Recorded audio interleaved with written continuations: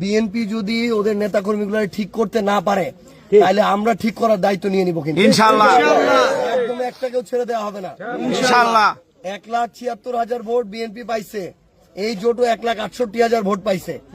1,68,000 মানুষকে প্রতিপক্ষ বানায় কেউ যদি রাজনীতি করতে চায় রাজনীতি করতে দেওয়া হবে না। বালাপাড়া এটা কি আমাদের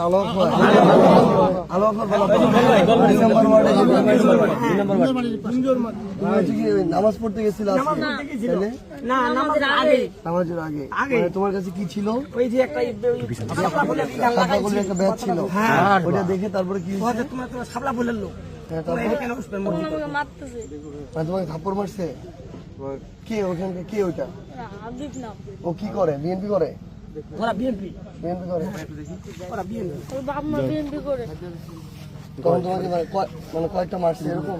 হ্যাঁ, কয়েকটা তো বেশি আর কি। আমি ছিলাম আটবাড়িতে, তখন আমার বউ সময় সময় টেউনোর বাসায় নিয়ে গেছিল। আজকে ওখানে টেউনো নাই, বন্ধ। আমি আর কি রাস্তায় লাগাই পাইছি, তখন আর কি বাড়ি আসলাম ঘুরে আসে।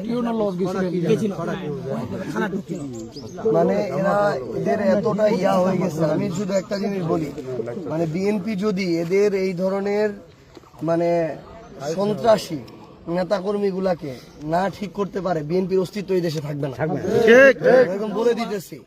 মানে একটা 10 বছরের বাচ্চা একটা শাপলাকলির প্রতীক ব্যাস নিয়ে ও হাঁটতেছে, এটার জন্য যদি ওর গায়ে হাত তুলতে পারে তাহলে এদের ভবিষ্যৎ অন্ধকার।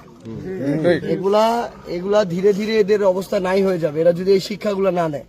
আমি শুধুমাত্র মানে তারেক রহমান না বা এই আসনে ব্যারিস্টার নওশাদ জমির না, আমি সবাইকে এই জিনিসটা একদম স্পষ্ট করে বলতেছি, বিএনপি যদি ওদের নেতাকর্মীগুলো ঠিক করতে না পারে তাহলে আমরা ঠিক করার দায়িত্ব নিয়ে নিব কিন্তু ইনশাআল্লাহ একদম একটা কেউ ছেড়ে দেওয়া হবে না ইনশাআল্লাহ 1,76,000 ভোট বিএনপি পাইছে, এই জোটও 1,68,000 ভোট পাইছে। 1,68,000 মানুষকে প্রতিপক্ষ বানায় কেউ যদি রাজনীতি করতে চায় রাজনীতি করতে দেওয়া হবে না ইনশাআল্লাহ একদম রাজনীতি ছুটা দেওয়া হবে বলে দিয়েছে। এবং এটাও স্পষ্ট করে বলে এই যে 8,000 ভোটের পার্থক্য, এরকম হাজারটা প্রমাণ আছে, এখানে মেকানিজম করা হয়েছে। আমাদেরকে ভোটে হারাইতে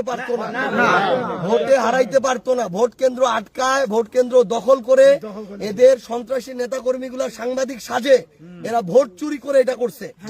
তারপরও আমরা একটা সুন্দর পরিবেশের জন্য আমরা মেনে নিয়ে শুভেচ্ছা জানাই পর্যন্ত আসছি। এইটুকু সৎ সাহস দেখাইছি, উদারতা দেখাইছি। এখন এরা যদি এই ধরনের সন্ত্রাসী কার্যক্রম করায় একদম সবার নেতাগিরি ছুটে দেওয়া হবে ইনশাআল্লাহ। আগেকার রাজনীতি আর নাই যে কেউ একজন এমপি হয়েছে আর ক্ষমতায় গেছে দেখে তার পায়ের নিচে থাকবে আর সে মাথায় উঠে নাচবে।